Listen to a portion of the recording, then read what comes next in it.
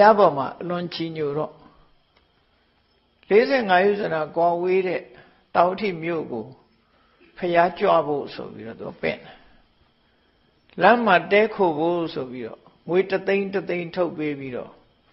နော်45ချောင်းဆောက်ခိုင်းတယ်တဲချောင်းတွေဆောက်ခိုင်းသွားတာတေယူဇနာမှာတဲချောင်းတစ်လုံးအဲ့ဒါလို့ဆောက်ခိုင်းထားခဲ့ပြီးတော့သူ့လူတွေဆောက်ခိုင်းထားပြီတောင်ထိမြို့ပြန်သွားတဲ့အခါမြေလိုက်ရှာတော့ဇေဒမင်းသားပိုင်တဲ့ဥယျာဉ်ကြီးကိုတွေ့တော့အဲ့ဒီဥယျာဉ်ကြီးကိုဝယ်ဖို့ရသွားမေးတော့ဇေဒမင်းသား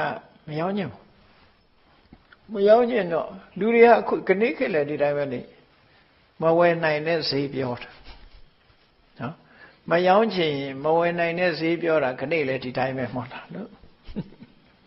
နော်မဝယ်နိုင်တဲ့ဈေးသူပြောချလိုက်တာမရောင်းချင်တော့ဘာပြောတော့ဆိုရင်အေးစီတော့ဒီမြေကြီးကမရောင်းပါဘူးဒါပေမဲ့နော်ရွှေတင်းကားတွေခင်းပြီးတော့မြေအမြရွှေတင်းကားခင်းဝယ်မယ်ဆိုရင်သူအဲ့လိုပြောလိုက်တာအဲ့လိုပြောတော့ခင်းမယ်ဆိုချက်ချင်းပြောလိုက်တဲ့အခါမျက်လုံးပြူးသွားတယ်